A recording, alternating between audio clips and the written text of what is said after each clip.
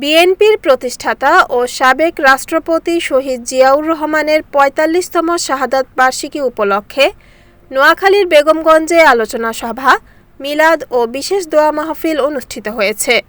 বেগমগঞ্জ উপজেলা বিএনপির সদস্য মোহাম্মদ মামুনুর রশিদ মামুনের ব্যক্তিগত উদ্যোগে এ কর্মসূচির আয়োজন করা হয়।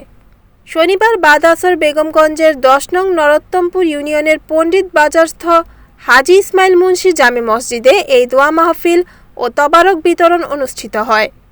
অনুষ্ঠানে অতিথি ও বিশেষ ব্যক্তিবর্গ হিসেবে উপস্থিত ছিলেন হাজী ইসমাইল মুন্সি জামে মসজিদের সভাপতি ও ঢাকার বিশিষ্ট ব্যবসায়ী হাজী ফখরুল ইসলাম, বেগমগঞ্জ উপজেলা বিএনপির সাবেক প্রশিক্ষণ বিষয়ক সম্পাদক মোহাম্মদ সাইফুল ইসলাম এবং নরোত্তমপুর ইউনিয়ন বিএনপির সাবেক কোষাধ্যক্ষ ফরমান উল্লাহ, ১ নং ওয়ার্ড বিএনপির সাবেক সভাপতি শাহ আলম, ৪ নং ওয়ার্ড বিএনপি নেতা আহসান, ইউনিয়ন যুবদলের সাবেক সাধারণ সম্পাদক ইউসুফ মিলন, ইউনিয়ন কৃষক দলের সভাপতি পদপ্রার্থী আনোয়ার মিঝি, ইউনিয়ন যুবনেতা মোহাম্মদ রায়হান, মাসুদ রানা, শামীম, মোহাম্মদ রনি সহ উক্ত দোয়া মাহফিলে স্থানীয় বিএনপি, যুবদল, ছাত্রদল ও অঙ্গ সংগঠনের নেতাকর্মী সহ এলাকার বিপুল সংখ্যক ধর্মপ্রাণ মুসল্লি অংশ নেন।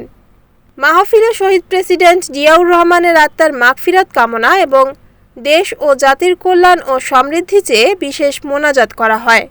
দোয়া ও মোনাজাত পরিচালনা শেষে উপস্থিত মুসল্লি ও স্থানীয় সাধারণ মানুষের মাঝে তবারক বিতরণ করা হয়। Report Muhammad Suman Bhuiya, NNTV, Noakhali.